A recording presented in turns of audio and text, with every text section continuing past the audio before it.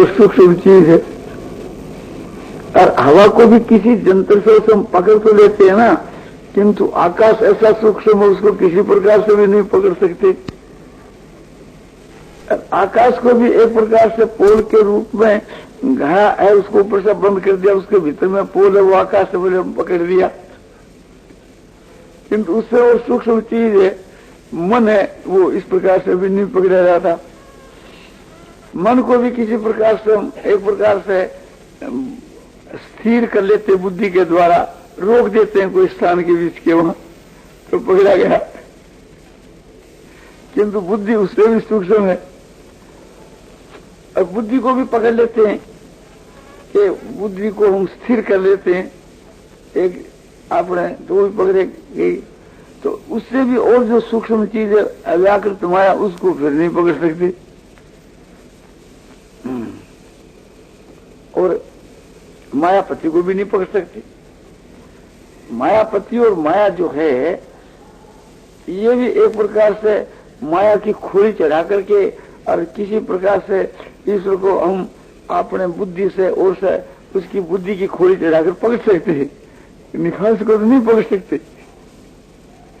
तो सूक्ष्म से सूक्ष्म जितनी अधिक चीज है उतना उसको पकड़ना जितना कठिन है, क्योंकि जो पकड़ने वालों जानने वालों है वो उसे अपने सूक्ष्म है, श्रेष्ठ है, महीन है। तो एक जो चीज होती है जो ग्रहण करने में आवे उसको तो ग्राह्य कहते हैं। तो ग्राह्य चीज तो सबसे मोटी होती है, उससे जो सूक्ष्म है वो ग्रहण हो कि जिनके द्वारा वो पकड़ी जावे। और उससे भी वो सूक्ष्म है वो कि जो पकड़ने वाला, जैसे ज्ञाता ज्ञान ज्ञे, तो ज्ञे सबसे मोटा है और ज्ञान उससे सूक्ष्म है कि ज्ञान के द्वारा ज्ञे को हम पकड़ते हैं। और ज्ञाता उससे भी सूक्ष्म है जो ज्ञान द्वार है, ज्ञाता पकड़ने वाला है। तो इसलिए इनका एक विभाग है। तो अब आपको परमाणु की बात हम कहते हैं, तो सबसे मोटे परमाणु पृथ्वी की, उससे सूक्ष्म परमाणु जो है जल की, उससे सूक्ष्म परमाणु जो है अग्नि की, उससे सूक्ष्म परमाणु हवा की, उससे सूक्ष्म परमाणु आकाश के, उससे सूक्ष्म एक तरह के मन के, उससे सूक्ष्म अहंकार के, उससे सूक्ष्म बुद्धि के, उससे सूक्ष्म माया के, इस तरह से एक सूक्ष्म परमाणु चले। बीच में एक प्रकार से इंद्रियों को छोड़ दिया तो समझ लो कि ये भूतों से सूक्ष्म एक प्रकार से विषय है, शब्द स्पर्श रूप रस गंध, उससे सूक्ष्म है सो इंद्रियां है। जैसे एक से एक भूत सूक्ष्म है, ऐसे एक से एक उसका विषय सूक्ष्म है, ऐसे एक से एक वो इंद्रियां सूक्ष्म है। पृथ्वी का विषय गंध है, जल का विषय रस है, अग्नि का विषय रूप है, हवा का विषय स्पर्श है और आकाश का विषय शब्द है। इनसे एक ये इनका परमाणु जो सूक्ष्म है। इसी प्रकार से थी नासिका इंद्री से सूक्ष्म जीवा इंद्री है, जीवा से भी और सूक्ष्म जो है नेत्र इंद्री है, नेत्र से भी सूक्ष्म त्वचा इंद्री है, त्वचा से भी सूक्ष्म अपने कर्ण इंद्री है। तो सबसे सूक्ष्म कर्ण इंद्री, तो कर्ण इंद्री का जो विषय है वो उसका जीतना भी कठिन है। जैसे आपका जो शरीर है, इसका जो सुख है, इसका भी आप त्याग कर सकते हैं मान इत्यादि के लिए। इस सुख के बीच के मान भी जो त्वचा इंद्री का जो सुख है, स्त्री सहवास इत्यादि का है, वो उसका त्यागना और सबसे कठिन है। और उसका भी से भी सूक्ष्म है कर्ण इंद्री का विषय, उसका त्यागना और सूक्ष्म है। आप में यदि व्यभिचार का दोष आ गया तो निंदा के भय से उसको भी आप त्याग सकते। आपका जो मान अपमान है उस अपमान को भी सह सकते हैं और अपमान को भी आप सह सकते हैं और मान का त्याग कर सकते हैं बड़ाई के लिए कि संसार में हमारी कीर्ति होवे, तो हम अपमान भी सह लें, जूता जहां पड़े वहां बैठ जावें, झाड़ू दे दें, ये बहुत अच्छा। तो आपकी कोई निंदा करे, गालियां काटे, वो नहीं सह जाओ। प्रशंसा तो आप चाहते हैं और निंदा आप नहीं चाहते। तो ये एक प्रकार से सबसे परे की सूक्ष्म चीज है, आकाश तत्व की चीज है। अब परमाणु की बात ख्याल करो कि पार्थिव जो जितने पदार्थ है,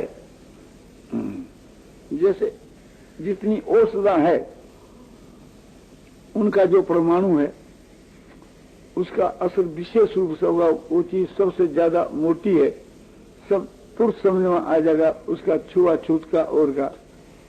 ये छुआछूत इस वास्ते चला कि उसका परमाणु का तुरंत आपने गहन हो जाता है। तो छुआछूत जितनी पृथ्वी और जल के साथ में समुद्र है, तुरंत असर कर जावे कि एक जल है और उस जल के मां एक कोढ़ी आदमी ने हाथ धो लिया, कुष्ठ रोगी ने, तो उसके सारे जल के परमाणु वो चीज फैल गई। वो जल पियोगे तो आपको निश्चय कुष्ठ हो जाएगी। कुष्ठ रोगी का हाथ धो लो, जिससे कुष्ठ जो है और उस कुष्ठ का परमाणु को आप उसको पानी पी लो, आपके शरीर में कुष्ठ निकलाएगा। जैसे शीतला है, शीतला का जो बन है, उसका जो रस है, वो रस कहीं आपको छू जाएगा तो आपके भी शीतला हो जाएगी। और उस रस को थोड़ा जल में घोलकर पी जाओ, समझा, तो शीतला होगी आपको, इसको कोई रोकने वाला नहीं। बहुत स्थूल का आपको बताया करूंगा। जैसे किसी का हृदय की बीमारी हो गई, उस हृदय की बीमारी के वहां उसके उल्टी होती है, दस्त होता है, उस दस्त और उल्टी पर माखी बैठती है, वो माखी उड़ करके आपके भोजन पर जाकर बैठ जाती है। उस परमाणु को लेकर के जो हृदय की बीमारी के जो सूक्ष्म परमाणु है, वो परमाणु आपके भोजन के वहां शामिल होकर के फिर उस भोजन को आप करने से आपके भी हृदय की बीमारी हो जाए। तो पार्थिव जो चीज है, पृथ्वी के मां जो जैसे आपने सुगंध और दुर्गंध है, माने जो एक ऐसी दुर्गंध है कि टट्टी की, पेशाब की, उस जगह अधिक बार रहोगा तो वो आपके वहां बीमारी पैदा हो जाए। वे परमाणु आप में प्रवेश करके बीमारी को पैदा कर दी। क्लोरोफॉर्म क्या चीज है? गंध से तो बेहोशी होती है, सूंघने से एक प्रकार से बेहोशी हो जाती है, इतना असर हो जाता है। गंध के जो परमाणु है वो तो भीतर में जाकर के आपको सो बेहोशी पैदा कर दें। अब ये ख्याल करना चाहिए रोग के विषय में।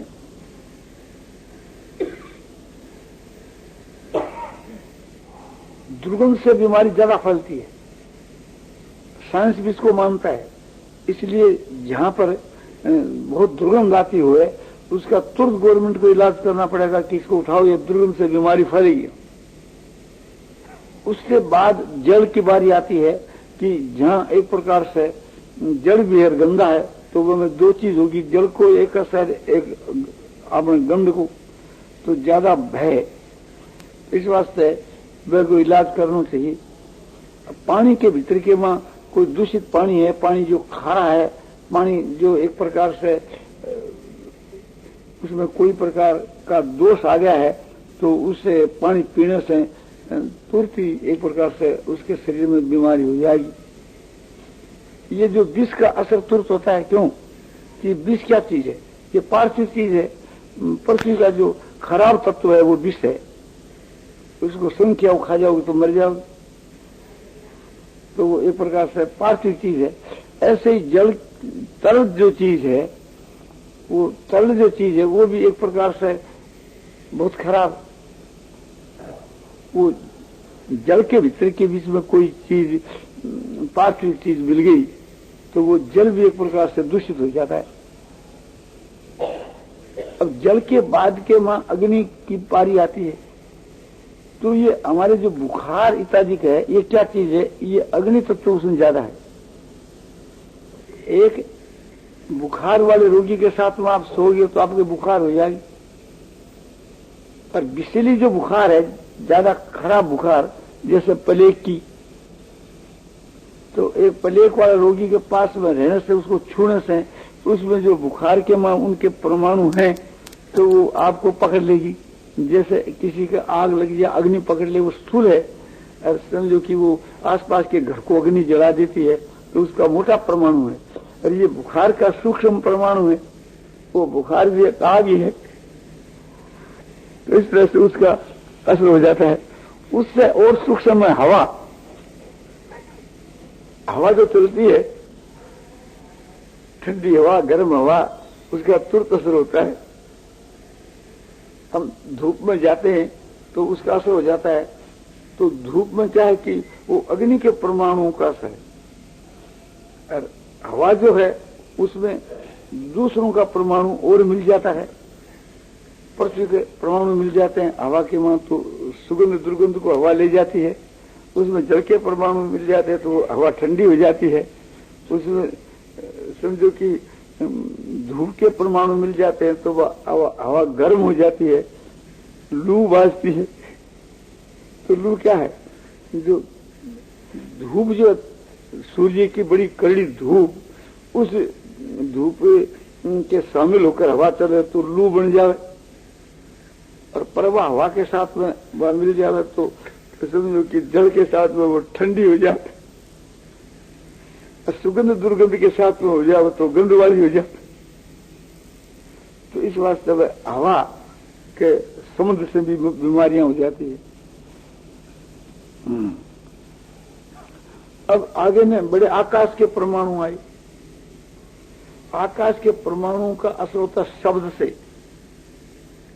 आपको जो व्याख्यान सुनाया जाए और उससे आपके चित्त में जो प्रसन्नता, शांति, जो कुछ मिले, इसमें कौन से परमाणु असर करते हैं? आकाश के शब्द तो है ना। तो शब्द से भी परमाणुओं का असर होता है। तो इससे मैं कहता हूं आनंद आनंद आनंद आनंद सूक्ष्म प्रतीत क्यों होता है? आनंद जो एक प्रकार से चीज है, वो एक शब्द के साथ में मिलकर करके और आनंद का काम कर रहा है। आपके हृदय में प्रवेश होकर के आनंद की जागृति कर रहा हो, तो शब्द का असर होता है। प्रत्यक्ष देखो, एक आदमी को गाली काढ़ी जाती है तो असर होता है कि नहीं, और एक प्रशंसा की जाती है तो उसको असर होता है कि नहीं? शब्द के ही तो द्वारा प्रत्यक्ष देख लो, तो शब्द के परमाणु ही से तो असर होया। तो ये बताया जाता है कि एक आदमी को नींद आती है, 5 आदमी देखते हैं तो उस नींद के परमाणु फैलते हैं और दूसरों को भी नींद आने लगती है। एक आदमी के बीच के वहां कोई भी शरीर में या इंद्रियों में या मन में या बुद्धि में कोई भी चीज है तो दूसरे को भी वो चीज मिलती है। हमको जो विद्या क्यों मिलती है, कैसे मिलती है? हमारे में विद्या है तो हम आपको विद्या दे सकते हैं, तो विद्या आपको प्राप्त हो जाती नहीं, वो है तो हमारे में आपको मिल जाती है। सब प्रत्यक्ष देखते हो ना कि एक से दूसरे को विद्या मिल जाती है। एक मूर्ख आदमी है, उससे विद्या लो, उसे उसमें है नहीं वो चीज तो कैसे मिलेगी? तो चीज होगी वही तो मिलेगी ना। तो इसी प्रकार से जैसे पदार्थ है, जैसे क्रिया है, क्रिया का 2 रूप है, एक तो स्थूल, एक सूक्ष्म। हम जाकर के एक तीर्थ में स्नान किया, तो स्नान किया तीर्थ के वहां, ये माने पुण्य, ये पुण्यमय क्रिया हुई, पुण्य क्रिया स्थूल हुई। किसी को दान दिया तो वह स्थूल क्रिया हुई। अग्नि में आहुति डाली, यज्ञ किया तो स्थूल क्रिया हुई। सूक्ष्म क्रिया क्या है कि यज्ञ किया, दान दिया, तप किया, वो तो खत्म हो गया ना, कर दिया, बस हो गया। उनके संस्कार हमारे हृदय के वहां है कि हमने यज्ञ किया, दान दिया, तप किया, वे संस्कार जो है उसका आगे जाकर फल मिलेगा। वो तो मिट गए, यज्ञ दान तप जो कुछ स्थूल क्रिया करी वो तो वहां खत्म हो गई। और सूक्ष्म क्रिया एक प्रकार से हमारे हृदय में उसके संस्कार हैं, उस स्थूल सूक्ष्म क्रिया के संस्कार के दो भेद होते हैं, एक फलदायक, एक वृत्ति रूप। वृत्ति रूप वो सात्विक, राजसिक, तामसी ये भाव। तो सात्विक, राजसिक, तामसी भाव पैदा होता है। सात्विक क्रिया से सात्विक भाव, राजसिक क्रिया से राजसी भाव, तामसी क्रिया से तामसी भाव। वो भाव है। और पाप में जो क्रिया उसका भाव पाप में हुए। जैसे चोरी की, कोई डाका डाया, व्यभिचार किया, हिंसा करी, ये सब पाप क्रिया हुई। तो पाप क्रिया के पाप में संस्कार हृदय के में हुई। पाप में संस्कार का उसका एक तो उसका फल है। फल क्या? पाप का फल दंड है। और एक पाप की जो क्रिया करी वो तामसी हुई, तो हमारे हृदय के में तामसी भाव है सो हृदय में इकट्ठा हुआ। किसी को हमने मारा, काटा, कोई कसाई है, हिंसा करता है, तो उसके हिंसा के भाव इकट्ठे होते हैं। हिंसा की एक वृत्ति, हिंसा करने की एक आदत। तो एक कसाई बहुत सी गायों काटता है, बकरों काटता है। आपको एक तलवार दी जाए, बकरा दी जाए, काट दो, आप नहीं काट सकते। क्यों नहीं काट सकते? कि आप में वो हिंसा के भावों का संग्रह नहीं है। आपने कभी ये काटा ही नहीं, तो कैसे काटोगे?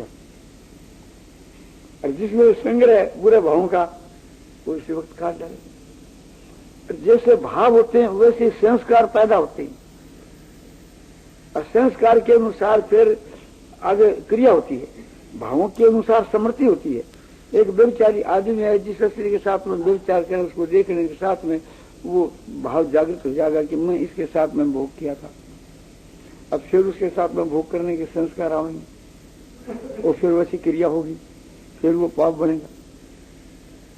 जो पहला पाप किया उसका तो एक प्रकार से दंड मिलेगा, और उससे जो स्वभाव खराब हुआ उससे फिर नए पाप होंगे। तो एक पदार्थ है, बहुत मोटी चीज पदार्थ है, जो आकाश, वायु, तेज, जल, पृथ्वी, शब्द, स्पर्श, रूप, रस, गंध। आकाश, वायु, तेज, जल, पृथ्वी से शब्द, स्पर्श, रूप, रस, गंध ये सूक्ष्म है। उन स्थूल का भी असर होता है, सूक्ष्म का भी होता है। तो स्थूल के मन सूक्ष्म तो है। इस वास्ते उस सूक्ष्म के द्वारा ही उसके मन असर होता है। तो जितनी बीमारियां हैं, जितने जो रोग है इत्यादि के, ये इस प्रकार से उसमें प्रवेश कर जाते हैं। हमारे शास्त्रों में यहां तक परमाणुओं की बात आती है, नेत्रों के परमाणुओं की और सूक्ष्म माने मन के परमाणुओं की। आपको दृष्टांत से समझाता हूं। शेषनाग जी महाराज की बीमारी हो गई, तो वे एक प्रकार से इलाज कराने के वास्ते अश्विनी कुमार वैद्यों के पास में गए, और उन्होंने इलाज किया, किंतु उसके बीमारी नहीं मिटी। तब संसार में उन्होंने सुना कि धन्वंतरी जो वैद्य है वो सबसे बढ़कर के है। धन्वंतरी को भगवान का अवतार माना जाता है।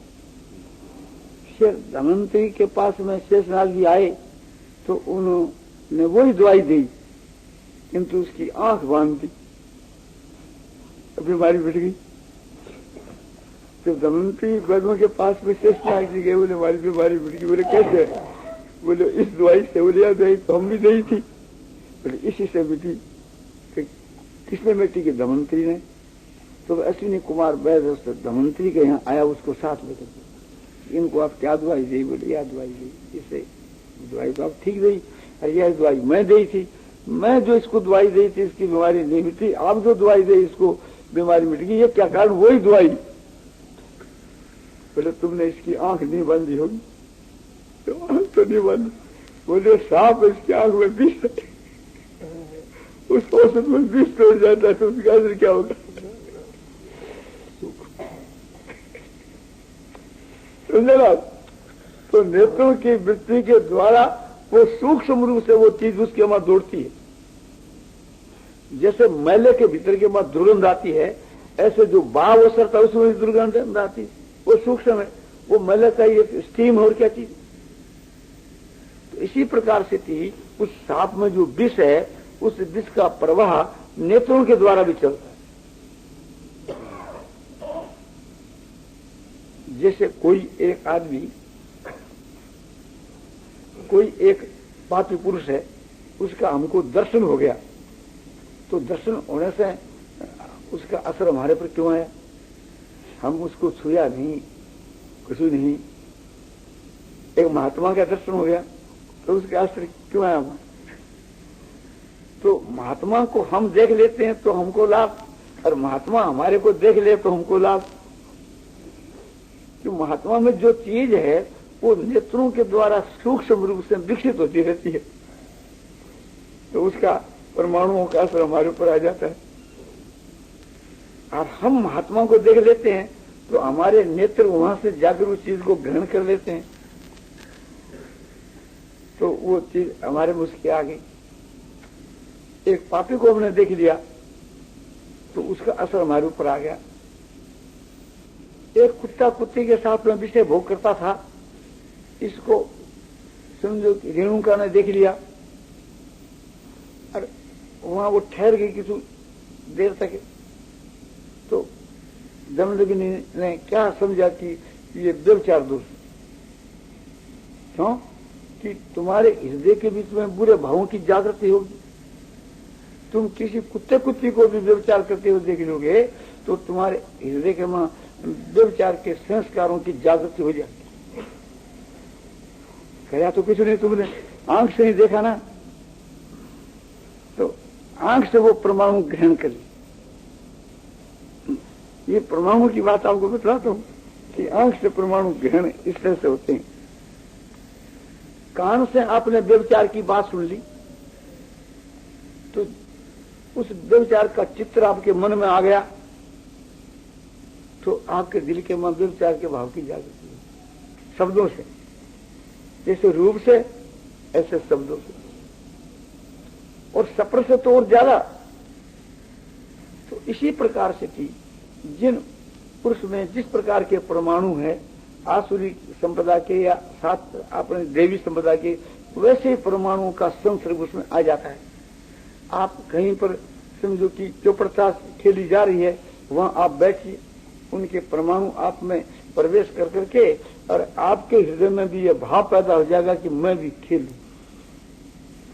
एक दिन नहीं, 2 दिन नहीं, 5 दिन के बाद आप नेत्रों से कहीं बाइस्कोप देखिए, उनका विकार आप में पैदा होने लग जाएगा। आप एक प्रकार से लड़ाई झगड़े की बात सुनते रहिए, आपके बीच के में जोश पैदा होने लग जाएगा लड़ाई करने का। आप ऐसी कोई भी सुगंधी की या दुर्गंधी की चीज को सूंघिए तो उसका असर आप पर तुरंत होगा। तो ये जैसे मोटे परमाणु हैं, ऐसे सूक्ष्म परमाणु, क्रिया के परमाणु, पदार्थों के परमाणु और भावों के परमाणु। पदार्थों के परमाणु तो ये जो आंख से दिखने वाले जितने जो संसार के जो जड़ पदार्थ है, इनके संग से वैसा असर होता है। इसी बात को लेकर के हमारे शास्त्रों में ये छुआछूत चली, परमाणुओं को लेकर। ये जो डॉक्टर लोग हैं ये भी परमाणुओं को मानते हैं, परंतु स्थूल परमाणु को तो मानते हैं, और सूक्ष्म परमाणु की तरफ इतनी इनकी दृष्टि नहीं गई। सूक्ष्म वहां तक तो गई, शब्द स्पर्श रूप रस गंध, आकाश वायु तेज और पृथ्वी, पर इंद्रियों तक नहीं गई, और मन और बुद्धि तक तो गई खुद।